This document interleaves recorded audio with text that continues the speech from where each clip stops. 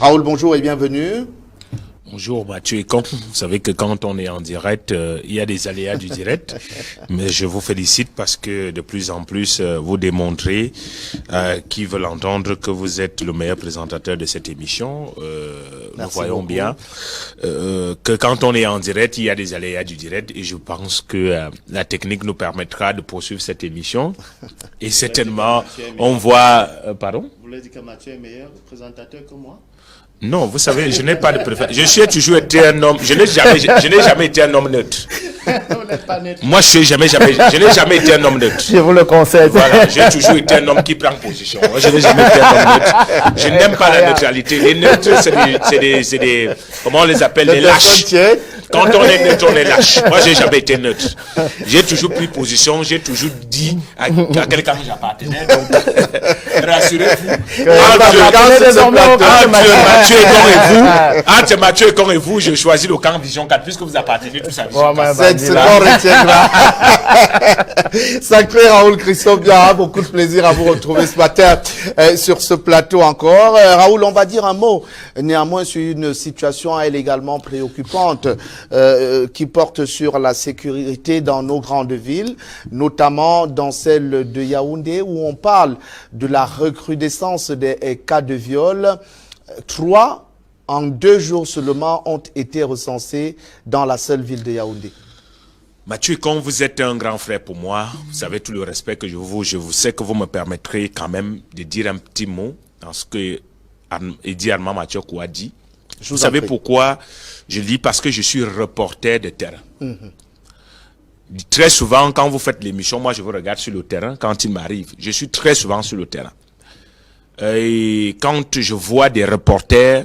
Et surtout que le type de reportage que vous réalisez ne sont pas de ceux les plus faciles. Voilà. Et je suis de ceux des reporters du Cameroun qui prennent le plus de risques sur le terrain. Parce que je m'intéresse généralement aux questions qui fâchent, comme on dit. J'ai réalisé un reportage sur l'autoroute Yaoundé-Douala, Yaoundé-Simalène, beaucoup de reportages sur le terrain où j'y étais moi-même. Et quand je vois des collègues qui sont agressés sur le terrain, je me sens interpellé. C'est pour cela que je voudrais associer mon cri à celui de Diamant Mathioko pour dire aux gens, il faut que la liberté d'expression. Le président Paul Biya avait dit qu'il veut qu'on retienne de lui, c'est lui qui a apporté la démocratie. La démocratie, c'est la liberté de permettre à tout un chacun de dire ce qu'il pense. Et je dis toujours au Cameroun, s'il fallait tuer tous ceux qui disent ce qu'ils pensent, Yaoundé serait un vaste cimetière. Le Cameroun serait un vaste cimetière. Parce qu'il y a beaucoup de choses. Quand vous regardez les télévisions, le dimanche, les débats télévisés, vous vous demandez parfois si le Cameroun était ce qu'on présente au monde entier. Un pays où il n'y a pas de liberté, un pays où on maltraite des gens, un pays où on martyrise des personnes. Il y a beaucoup de nos panélistes qui ne seront plus en vie. Mais on les voit bien en vie, ça veut dire que le Cameroun est un pays de liberté. On peut tout reprocher, je ne sais pas ce que vous reprochez au président de la République, mais on ne pourra jamais, moi en tant que jeune, de la voix qui compte, dire du président de la République qu'il n'a pas laissé la liberté d'expression aux Camerounais. Les Camerounais disent ce qu'ils pensent. Il n'y a qu'à regarder sur les réseaux sociaux, Mathieu et Con, sur ma propre page. Je suis victime d'intimidation, de violence verbale en une autre pareille. Je n'ai jamais bloqué personne. J'ai dit chacun est libre de donner son avis. Cela participe même à construire de la démocratie. Chacun est libre de dire ce qu'il pense. Mais que les gens acceptent également que Raoul Biya, dans sa posture de journaliste satirique, puisse dire ce qu'il pense, puisse faire la satire, présenter les faits tels qu'ils sont. Des faits sur le plan satirique de ce qu'il pense. Ça ne devrait jamais faire l'objet d'injures telles que je vois sur la toile. Mais je n'ai jamais réagi parce que je dis que ça participe également de ce que veut notre président, la liberté d'expression. Ça voudrait dire que si on tuait des gens au Cameroun parce qu'ils parlent, j'ai dit qu'il n'y aurait plus peut-être 2000 habitants dans ce pays. Parce que tout le monde dit tout et de n'importe quoi sur des personnes. On nous fait des caricatures, on nous fait de la satire, on nous injure, mais nous considérons que ça fait partie du jeu démocratique d'un pays libre, comme on voit partout ailleurs. Sans perdre de vue que cela doit être bien encadré. Bien encadré. Mathieu, quand je regardais encore hier, je vais sortir par là, la chaîne de télévision TF1. Et j'ai vu comment il y a une émission là-bas, une émission satirique, journalistique satirique, qu'on appelle Sekantelou. À la fin de chaque journal de TF1 du 20h, il y a Sekantelou qui est une émission journalistique satirique. J'ai vu comment Sekantelou se moquait, entre guillemets, de la chaîne BFM TV. Où il disait, BFM TV, comme toujours, va vous prendre 3 minutes pour rien vous dire. Lorsque Vision 4 va exercer le même travail, journaliste satirique, on dira, Raoul Christophe-Biya se moque de ses confrères. C'est de la satire journalistique. C'est un style journalistique.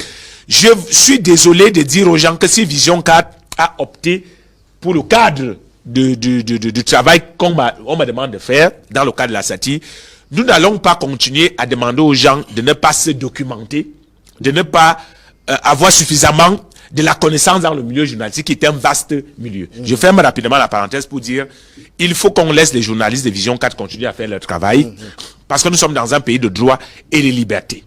Vous avez dit, Mathieu Ekong, et je vous ai félicité pour ça, que nous sommes encore dans le cadre des enquêtes préliminaires. Et Vision 4 a décidé de ne pas commenter, comme le recommande la loi, des enquêtes préliminaires. Les gens vont vous dire, c'est parce que vous êtes concernés.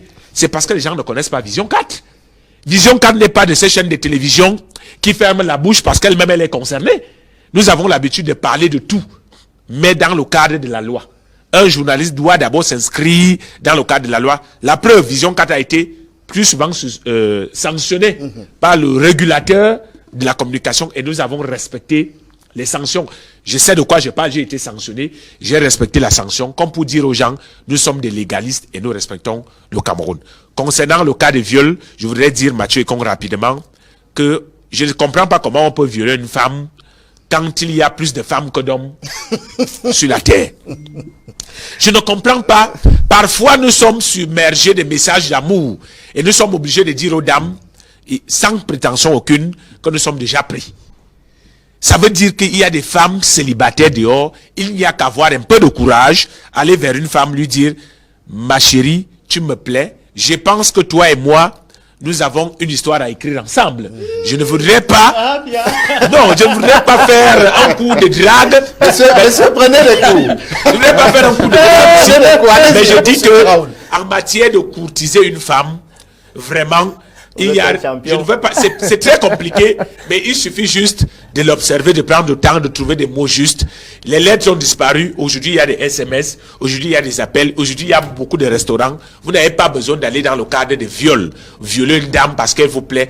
Parlez-lui et dites-vous bien que c'est comme l'examen. Il n'y a que 2 solutions. Soit vous réussissez, soit vous échouez. Quand vous courtisez une femme, il y a 2 solutions. Soit elle vous accepte, soit vous refusez. Cela ne doit pas faire l'objet. Encore que la session de rattrapage, s'il faut rester dans la figure, le cas de figure que vous avez pris, oui. Le cas de rattrapage est tout à fait possible. Oui, mais vous savez, Mathieu, comme vous êtes un homme comme moi, avec au terme je parie que toutes les femmes auxquelles vous avez eu à avoir des avances, comme on dit, n'ont pas donné suite à cela. Pour autant, vous n'êtes pas devenu un violeur. Vous n'avez pas dit que coûte, je verrai le dessus de cette femme. Vous vous êtes dit, comme cet Ada le dit, on ne peut pas tout avoir dans la vie.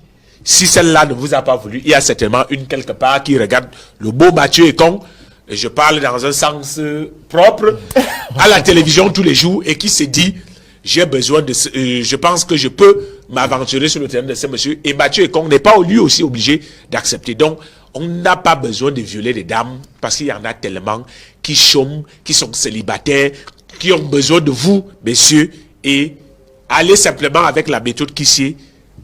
Peut-être après l'émission, appelez Mathieu, comme vous dit Mathieu. Ils vous donneront les astuces pour que vous soyez moins ridicule devant les dames. Parce que nous, on n'a pas visiblement ce genre de problème. Il n'est pas question, vous ne verrez, vous n'entendrez jamais que Mathieu Ekong et dit à Mathieu Akou, Hippolyte Nama ou encore Raoul Christophe-Biya a violé une femme. Parce que nous pensons que Dieu nous a donné la grâce d'avoir des atouts physiques et intellectuels pour pouvoir séduire une femme qui nous plaît.